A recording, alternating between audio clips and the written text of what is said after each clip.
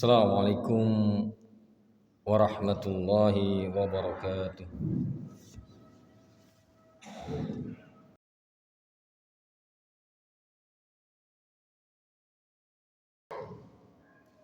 Innal hamdalillah nahmaduhu wa nasta'inuhu wa nastaghfiruh wa na'udzu billahi min shururi anfusina wa min sayyiati a'malina. Man yahdihillahu fala mudilla lahu wa man yudlilhu fala hadiya lahu. Asyhadu an la ilaha illallah wahdahu la syarika lahu wa asyhadu anna Muhammadan 'abduhu wa rasuluhu la nabiyya ba'd. Allahumma shalli wa sallim ala nabiyyina Muhammadin wa ala alihi wa ashabihi wa man tabi'al huda. Qala Allah Ta'ala fil Qur'anil Karim. A'udzu billahi minasyaitonir rajim. Ya ayyuhalladzina amanu ittaqullaha haqqa tuqatih wa la tamutunna illa wa antum muslimun. Ya ayyuhan nasu ittaqu rabbakumul ladzi khalaqakum min nafsin wahidah wa khalaqa minha zawjaha wa bassa minhuma rijalan katsiran wa nisaa wattaqullaha alladzi tasaaluna bihi wal arham innallaha kana 'alaikum raqiba. Ya ayyuhalladzina amanu ittaqullaha wa qulu qawlan sadida yuslih lakum a'malakum wa yaghfir lakum dhunubakum wa man yuti'illaha wa rasulahu faqad faza fawzan 'azima. Ma'asyiral muslimin rahimakumullah. Mengawali khutbah kali ini, marilah kita panjatkan puji syukur kehadirat Allah Subhanahu wa taala yang telah memberikan nikmat-Nya kepada kita, sehingga dengan nikmat itu kita dapat hadir melaksanakan ibadah salat Jumat di masjid yang diberkahi ini. Tak lupa salawat dan salam semoga tetap terlimpah pada junjungan kita Nabi besar Muhammad sallallahu alaihi wasallam, keluarga, para sahabat dan pengikutnya hingga akhir zaman. Dan selaku khatib kali ini saya mewasiatkan kepada seluruh jamaah dan saya pribadi agar tetap istiqamah menjaga dan merawat ketakwaan kita kepada Allah Subhanahu wa taala, serta berwasiat agar kita selalu menjaga lisan kita dan hendaknya kita berkata dengan perkataan yang benar, perkataan yang jujur, perkataan yang baik, karena lisan inilah yang menjadi sumber selamatnya kita di akhirat kelak, atau bisa jadi menjadi sumber celakanya kita. Rasulullah sallallahu alaihi wasallam bersabda,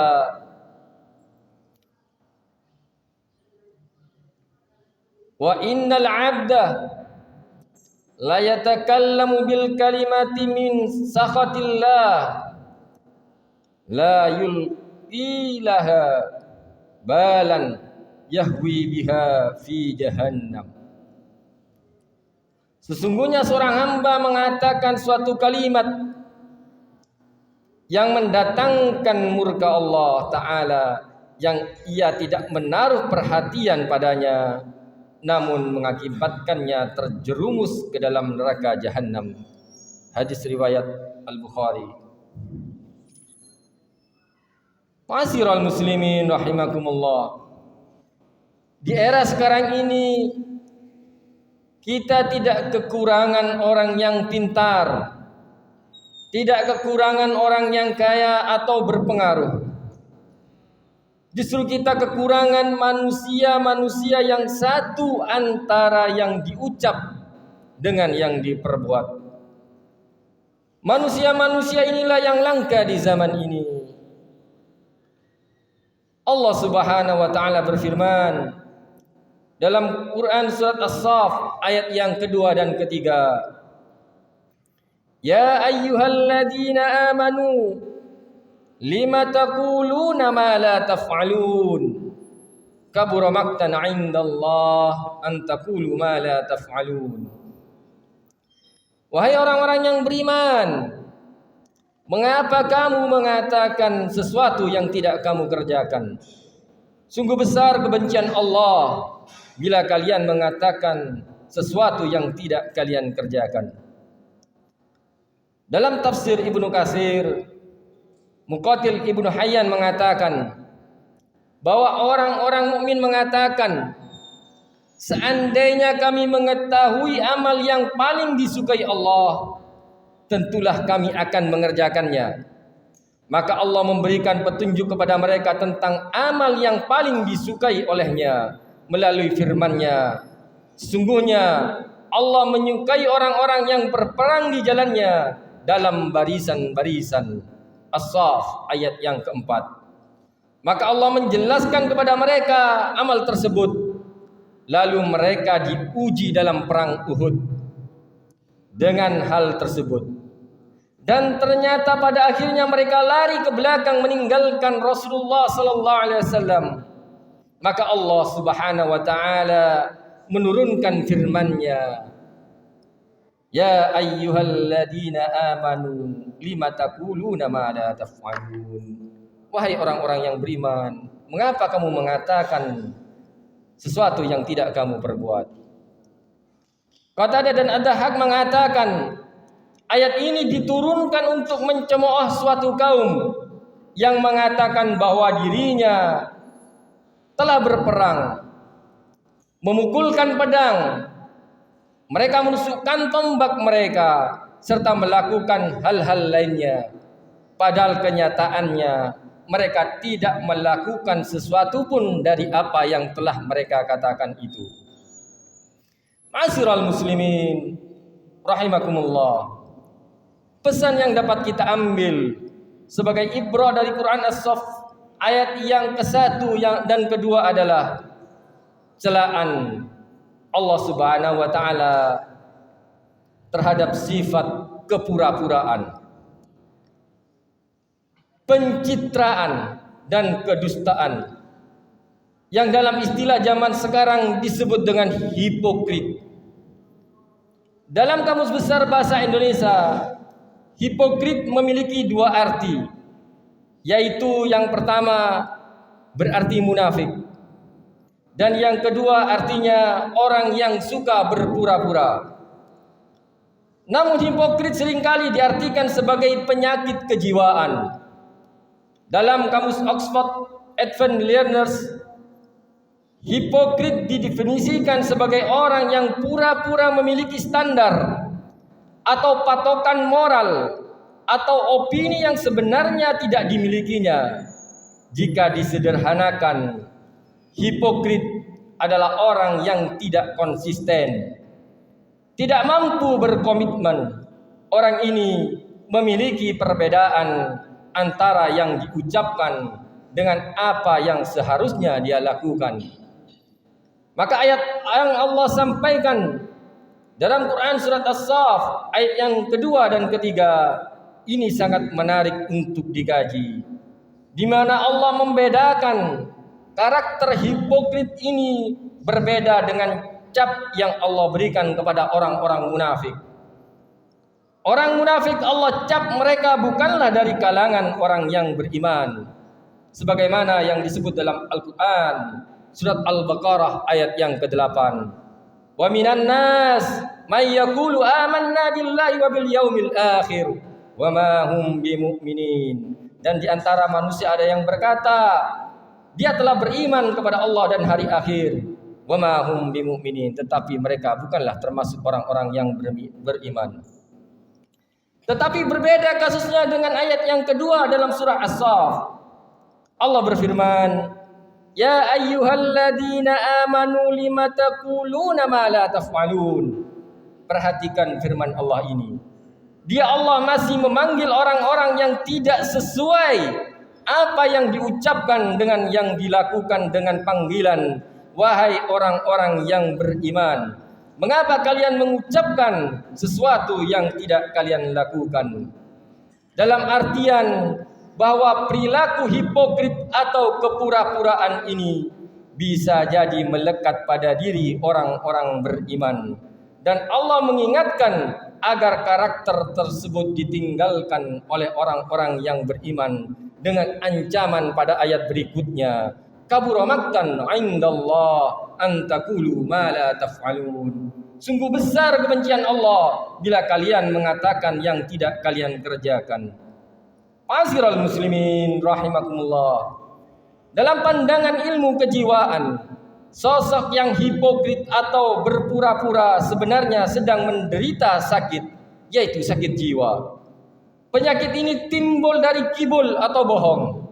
Kibul ini tidak hanya untuk membohongi orang lain, bahkan juga membohongi dirinya sendiri. Dan ini bisa jadi sumber malapetaka bagi dirinya dan orang yang mempercayainya. Lalu mengapa muncul orang-orang manusia hipokrit ini?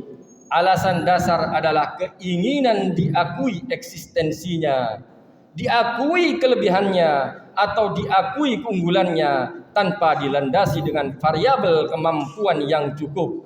Atau istilah gampangnya, seseorang yang berharap tinggi tanpa upaya yang optimal.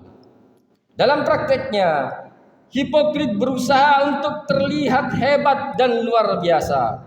Jika sang hipokrit tidak memiliki kekuasaan, maka dia akan menguras energi untuk cari muka. Jika ia seorang pegawai, maka intensitas kerjanya sangat ditentukan oleh besarnya perhatian sang bos. Bahkan ia tak segan melakukan sesuatu di luar tugasnya hanya untuk menyenangkan si bos. Sang hipokrit bekerja untuk mengejar prestis dan pengakuan dari orang lain. Ia bersedia membayar mahal siapapun yang bersedia bergabung dengannya. Jika hipokrit ini menjelma menjadi petinggi-petinggi negara, maka ia mencitrakan dirinya bersih dan peduli terhadap rakyatnya. Namun di balik itu, ia merampok dan membelenggu kepentingan rakyatnya. Atau sang hipokrit menjelma menjadi aparat hukum yang mencitrakan dirinya sebagai penegak hukum, tapi di balik itu justru ia berkolaborasi dengan para penjahat untuk transaksi jual beli hukum. Bahkan sang hipokrit menjelma menjadi tokoh-tokoh agama yang mengajarkan nilai-nilai keagamaan, dan justru di saat yang bersamaan dia telah menodai agama itu dengan perbuatan-perbuatan kontraproduksi dengan apa-apa yang selalu ia dengung-dengungkan.